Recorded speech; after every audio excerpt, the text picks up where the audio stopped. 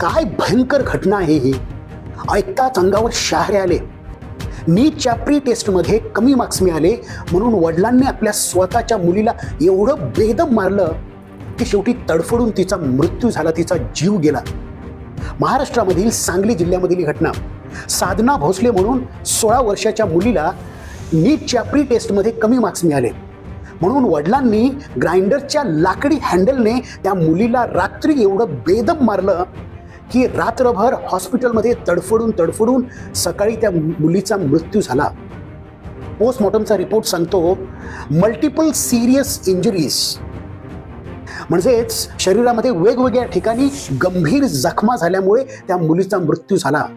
एवढं बेदम त्या मुलीला मारण्यात आलेलं होतं. मला फक्त एक संधी द्या, हेच ती मुलगी आपल्या वडिलांना परत परत सांगत होती.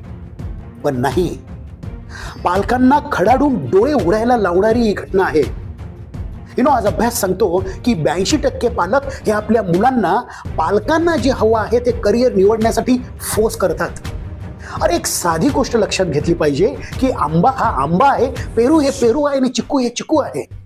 आंब्याचे वेगळे गुण आहेत, पेरूचे चांगले गुण आहेत, चिक्कूचे चांगले गुण आहेत. आंबा कधीच पेरू होऊ शकत नाही आणि पेरू कधीच चिक्कू होऊ शकत नाही आणि चिक्कू कधीच आंबा होऊ शकत नाही. जो मुलगा उत्तम शेफ होऊ शकतो त्याला डॉक्टर होण्याची जबरदस्ती का? जो मुलगा उत्तम फोटोग्राफर होऊ शकतो त्या मुलाला इंजिनियर होण्याची जबरदस्ती का? पालकांनो, आपल्या मुलामध्ये विश्वास ठेवा. प्रत्येक मूल हे युनिक आहे. आपल्या मुलामधले गुण ओळखा, आपल्या मुलाचं आवडीचं क्षेत्र ओळखा आणि त्या आवडीच्या क्षेत्रामध्ये त्याला काहीतरी करण्याची संधी द्या आणि मग बघा. एज्युकेशन हा शब्दच मुळात एज्युकारे ह्या लॅटिन शब्दामधून येतो, ज्या शब्दाचा अर्थ आहे to bring out, to draw out. म्हणून खरं म्हणजे आपण कुठल्याही मुलाला शिकवत नाहीत, तर फक्त त्या मुलामध्ये जे काही आहे, जे काही गुण आहेत ते बाहेर काढण्यासाठी त्या मुलाला इन्स्पायर करतो, त्या मुलाला मदत करतो. ते खरं शिक्षण आहे. एक लक्षात ठेवा की तुमच्या मुलाला मिळालेले मार्क्स कधीच त्याचं करिअर ठरवू शकत नाहीत.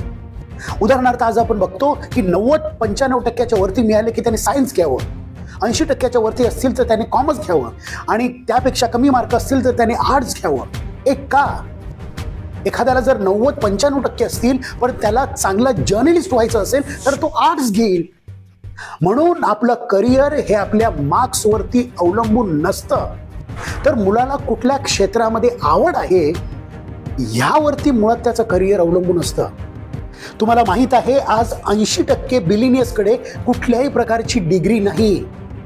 त्यामधले काही जण तर स्कूल ड्रॉपआउट्स आहेत, कॉलेज ड्रॉपआउट्स आहेत, पण त्यांनी स्वतःचं पॅशन फॉलो केलं आणि म्हणून ते आज बिलिनियर्स झाले.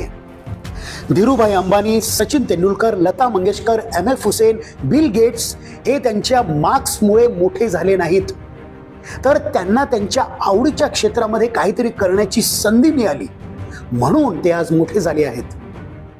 न्यू एज्युकेशन पॉलिसी पान क्रमांक 5 सांगते recognising, identifying and fostering the unique capabilities of each student. म्हणून पालकांनो, आपल्या पाल्यांसाठी पालक व्हा, हैवान होऊ नका.